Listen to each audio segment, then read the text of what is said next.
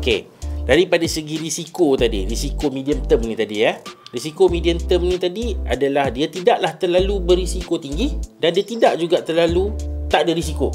Ada sedikit risiko adalah di mana kadang-kadang kita ni masuk duit tu kita tak kira-kira. Bila kita tak kira-kira ni yang bahaya ni biasa nak kena kelepek ni. Bila kita tak kira-kira ni, kadang-kadang kita masuk, katalah kita masuk minggu ni, Pak, kita masuk, okey lah, aku ada 2,000 lah, aku akan lagi 2 tahun lah aku boleh bawa keluar. Tup-tup tengah jalan, kereta rosak, nak pakai duit. Masa tu market harga turun rendah sikit, jatuh sikit lah harga. Masa mula kita beli tu 1 unit 20 sen. Masa kita nak bawa keluar tu keluarnya 19 sen 1 unit. Dah rugi 1 sen. Kalau kita ada 10,000 unit, 1 sen dah kali berapa? Kalilah sendiri kan. Banyaklah jadinya. Banyaklah jadinya. Jadi kita rugi dah dekat situ.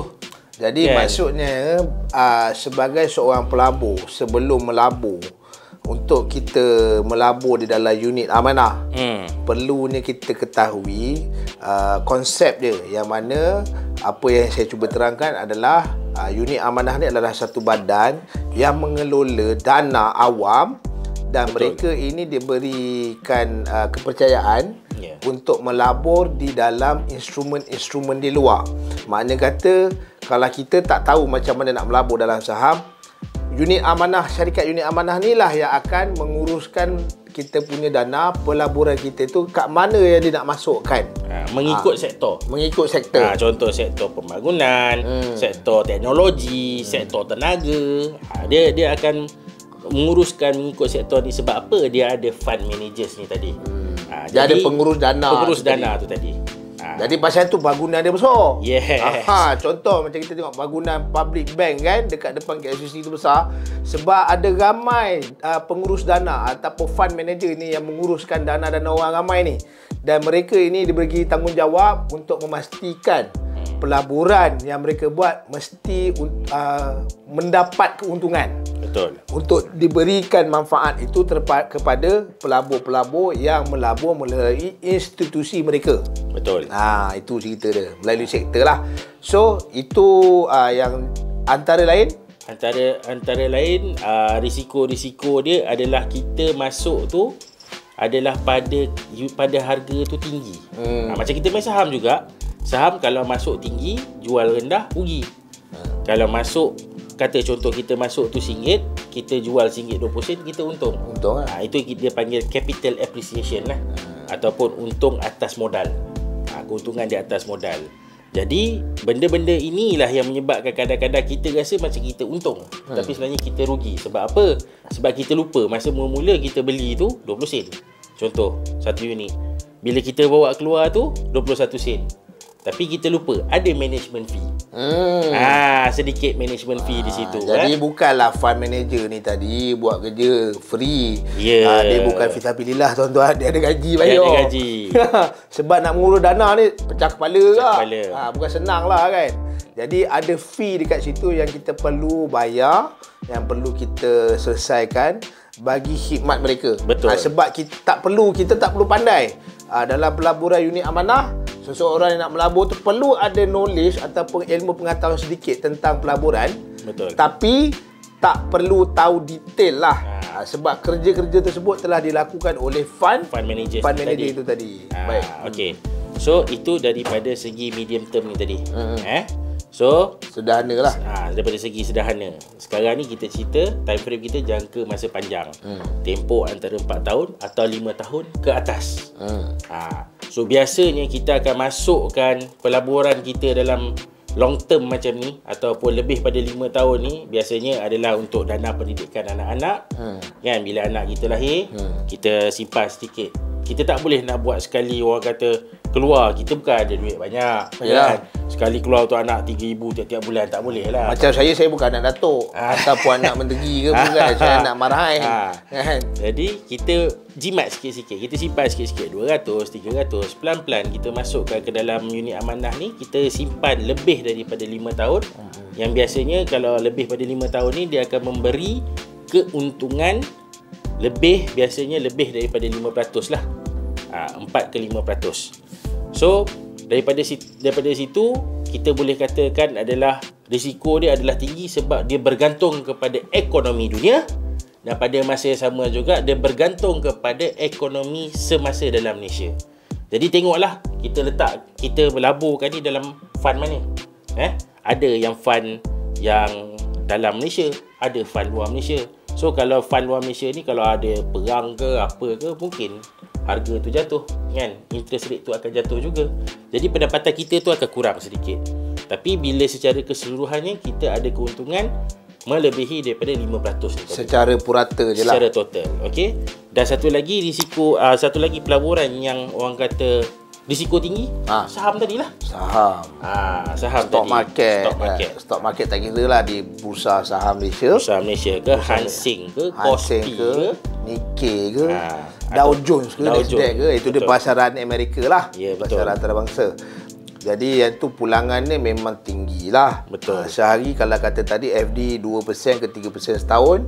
Tapi kalau dalam pasaran bursa, saham, stok, forex, satu hari kalau saham tu 2-3% tu memang insya-Allah easily untuk dapat senang. Biasanya lah. Kalau bijak. Kalau pandai maksudnya kena ilmu. tahu. Kena tahu kena ada ilmu tu lah. Ada ilmu untuk melabur di dalam saham ataupun trade saham atau berdagang melalui saham. Jadi risiko nak dah tinggi ni, nak rugi pun tinggi, nak untung pun tinggi. Betul. Dan dia bergantung kepada kemahiran dan ilmu yang kita ada. Jadi untuk saham ni kalau kata orang seronok dengar cerita pasal forex ni. Betul. Sebab keuntungan dia banyak kan. Forex, saham samalah tu kan. Jadi yang paling latest sekarang ni kita ada cryptocurrency. Right, ada NFT. Itu pun antara instrumen risiko tinggi. Betul. Kan, yang mana memerlukan ilmu dan juga kemahiran yang saya kira agak mahir lah kalau untuk mendapatkan keuntungan tu. Baik, itu dari segi risiko tinggi. Dan ramai hari ni anak muda kita banyak yang terlibat dalam pelaburan risiko tinggi hari ni. Right, antaranya yang saya boleh nampak adalah forex, tukaran mata wang asing. Betul. Dia bukannya pergi dekat money changer tu, tak, dia main dekat phone je. Bagus kan. Cuma kita perlu tahu sebagai seorang Muslim ada instrumen-instrumen ini yang tidak patuh syariah. Senang cerita dia sunat tak sunat lah. Kurang gitulah. Yang sunat okey, yang tak sunat tak boleh. Baik, antara rangkuman untuk market updates untuk kali ini.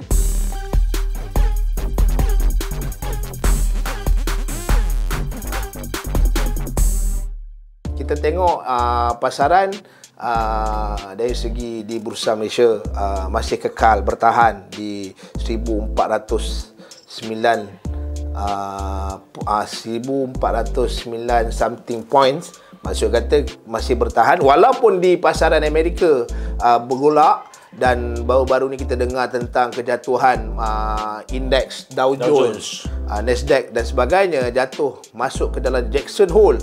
Dia panggil Jackson Hole sebab dekat Amerika tu ada satu tempat tu nama dia Jackson Hole.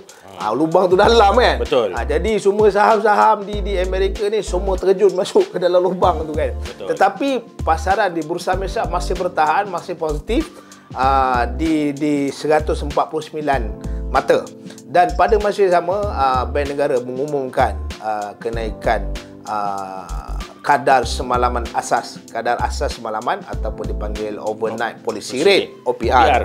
Kan, dinaikkan kepada 25 mata asas dan sedikit sebanyak mempengaruhi pergerakan pasaran dan juga ekonomi negara.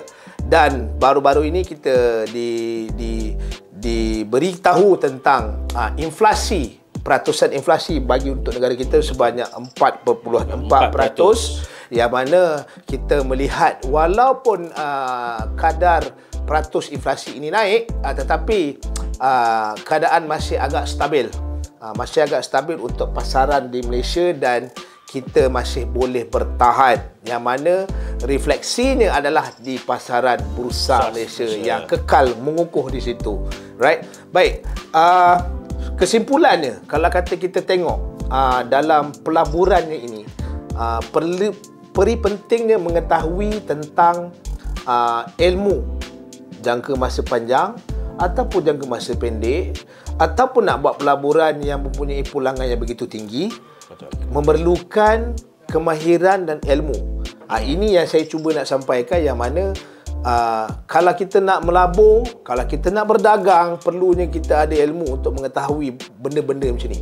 Baik, antara kesimpulan yang saya cuba bagi tahu adalah pastikan dalam apa-apa saja instrumen pelaburan yang kita pilih, baik jangka masa pendek, sederhana, simpanan tetap FD, unit amanah, unit trust, ataupun pasaran saham, bond dan sebagainya, kita perlu kenal pasti institusi yang layak untuk kita melabur.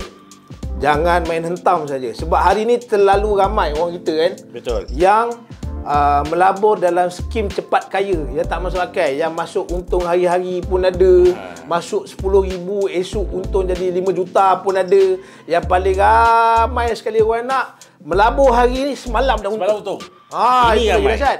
Ataupun lagi dahsyat, niat je melabur teruntung. Betul. Jadi tidak ada benda-benda ni tuan-tuan. Okey. Dan untuk saya, kesimpulan saya adalah, satu, fahami objektif kenapa kita nak melabur. Betul. Dan kita kena ada simpanan untuk ketiga-tiga ni tadi. Jangka masa pendek, jangka masa sederhana dan jangka masa panjang. Kenapa? Sebab kita tak akan pakai benda ni sekaligus, tapi kita akan pakai mengikut umur kita ni nanti. Yap. Contoh hari ni umur kita 30, jangka masa pendek kita mungkin pakai untuk untuk isteri kita bersalin, ataupun anak-anak nak pergi sekolah, masuk sekolah rendah. Itu jangka masa pendek. Jangka masa sederhana mungkin anak-anak nak masuk college. Dan pada masa jangka panjang, standard kita nak retire, kita nak pencen. Jadi bila kita ada pencen tu besok, tak perlu lagi bekerja dengan berat lagi. Tak payah nak kerja umur 55 dan sampai waktu pencen, alamak, duit simpanan aku tak cukup lah. Alamak, ni letih ni. Itu Ini yang ramai orang kita tak sedar ni. ya. Benda ni kita kena tengok. Betul, sebab pada masa tu lah bila kita pencen, tiba-tiba kita nak renovate rumah. Wah. Lepas tu kita nak hantar anak pergi universiti. Ada anak 2-3 kan? Jadi anak yang bongsu baru nak masuk universiti. Ini kita kena fikirkan jangka masa panjang. Dan pada masa yang sama juga, masa tu kita dah berumur, kita sakit. Kan? Bila kita sakit, mulalah time-time ni lah dia datang buah pinggang, jantung, kencing manis, darah tinggi.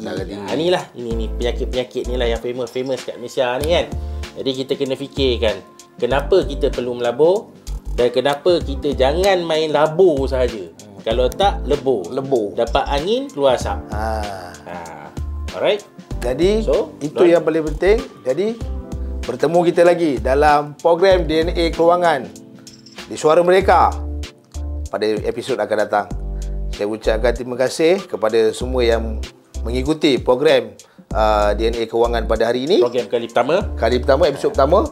Mungkin ada kekurangan dan juga ada sebarang komen, boleh korang dropkan kepada kita orang dan kita akan tambah baik lagi selepas ini. Kita punya tagline apa lah? Kita berjumpa lagi dalam episod seterusnya. Benda jangan pening. Ini bukan rocket science. Yes. Okay. Jumpa lagi. Jumpa lagi. Assalamualaikum.